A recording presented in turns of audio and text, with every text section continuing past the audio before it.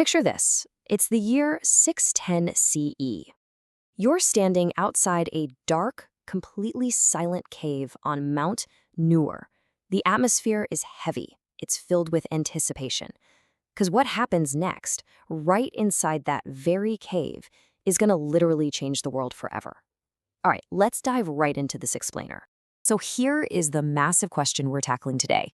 How in the world did a revelation delivered to one solitary guy in a silent cave manage to survive completely unchanged for 1400 years?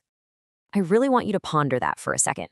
How did a message spoken in total, utter isolation become a meticulously standardized text that completely altered the course of human history? Well, let's move to our first major milestone and see how this all builds. Section 1. The Cave of Hira. The year 610 CE. So, our historical journey kicks off on Mount Nur, where a solitary man, Muhammad, went to seek refuge from the absolute chaos of 7th century Mecca. And just look at how rapidly everything unfolds here. He's up there seeking solitude, and then bam, suddenly on the night of Layla al-Qadr, the angel Jibril appears. Imagine the absolute shock of that. In the immediate aftermath, a terrified Muhammad rushes straight home, seeking comfort from his wife, Khadija, literally crying out to be covered up. And then, crucially, we get the confirmation. Khadija takes him to her cousin, the scholar Waraka, who recognizes this right away as a genuine prophetic mission. The absolute core of that initial encounter is perfectly captured right here. Read in the name of your Lord who created. Those are the opening words of Surah Alaq. Just think about the intense weight of that moment for a second, right? The angel Jibril commands an unlettered man to Iqra, to read. It's this massive, overwhelming physical shock, officially marking the dawn of the Quran. Section 2, 23 Years of Revelation. A Gradual Transformation. 23. Now that is a huge number, and grasping the sheer length of this time frame is absolutely crucial. See, the Quran wasn't just dropped from the sky as a single fully bound book on day one. No, it was a massive 2-decade-long process. So you might be wondering, why exactly did it take 23 years? Well, there was actually immense strategic wisdom behind it. First off, it answered immediate real-time questions and needs as they popped up. It also allowed for the gradual implementation of new societal rules, because let's be real, you can't just flip a whole society upside down overnight. Plus, it provided this ongoing, steady moral support during some really intense periods of hardship and persecution in Mecca. Step by step, it rebuilt the social order, making that huge transition actually manageable for the early believers. And we have to remember, these gradual verses fundamentally challenged the 7th century status quo. We were talking about the introduction of radical equality, women's rights, and even animal welfare in the 600s. I mean, these were completely explosive ideas for the time, which, as you'd guess, naturally triggered some heavy, violent resistance from the wealthy merchants of Mecca who were thriving on the old ways. Hey, quick pause for just a second. Where in the world are you watching this explainer from? I am genuinely curious. Go ahead and drop your city or country down in the comments right now. It is always so amazing to see where everyone is tuning in from.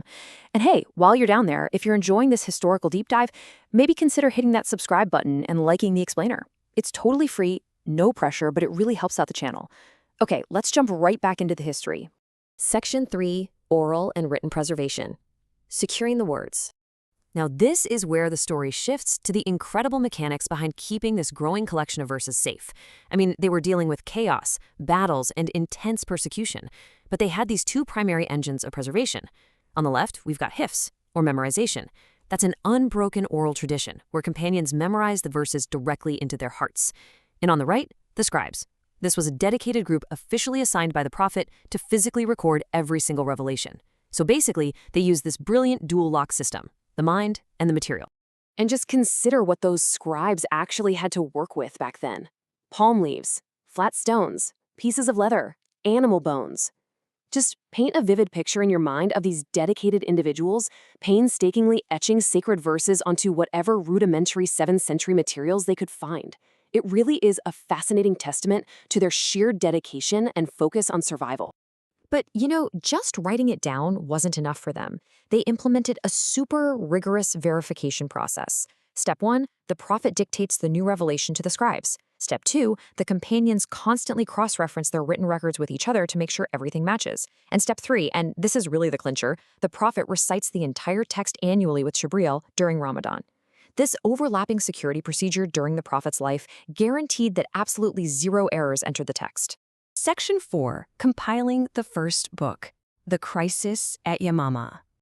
Right after the Prophet's passing, the survival of the text faced its first massive crisis. Following the Battle of Yamama, tragedy struck hard. The sudden martyrdom of many Quran memorizers sparked this fierce urgency to create a unified physical book. I mean, imagine the sheer panic. Umar suddenly realizes that with the loss of so many human memorizers, the oral tradition alone just might not be enough to protect the text forever. So the response was immediate. Step 1, Omar warns Caliph Abu Bakr of this looming threat. Step 2, Abu Bakr commissions the brilliant scribe Zayd ibn Thabit. And step 3, Zayd undertakes this massive, unbelievably meticulous project. He cross-references every single physical fragment, the bones, the stones, the leather, with the human memorizers to create one definitive master document. And this became known as the Sahifa. Now, this incredibly secure foundation was guarded by a really tight circle of leadership. The custodians of this very first master text were Caliph Abu Bakr, then Caliph Omar, and finally Hafsa. And Hafsa was Omar's daughter, and crucially, a Hafiz herself, meaning she had personally memorized the entire text. So it acted as this carefully protected physical anchor for the growing community. Section 5. The final standardization. Unifying the dialect. As the Islamic Empire rapidly expanded, a pretty dangerous linguistic fragmentation began to take root. Just imagine the severe confusion. You've got this rapidly expanding empire, new Muslim communities popping up all over the map, and they start reciting the exact same text, but in completely different regional dialects. Clashes actually erupted over how to correctly pronounce the verses. It was a serious issue that threatened to fracture the entire community. And that brings us to Caliph Uthman's bold, decisive moves. He formed a brand new committee, once again under the expert guidance of Zayd ibn Thabit.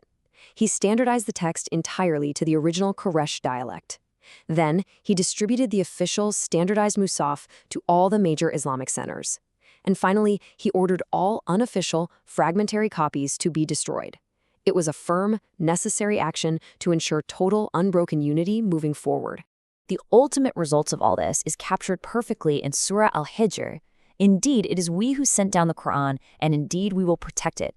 This final standardization is really viewed as the historical fulfillment of that exact promise. It permanently cemented the text that is perfectly mirrored today, whether you open up a copy in Indonesia or right here in America. Which leaves us with this final thought. How does this unbroken 1,400-year chain of preservation reshape exactly how we view ancient historical texts? It's a staggering achievement of human memory and meticulous record-keeping that honestly stands totally alone in history. Thank you for watching.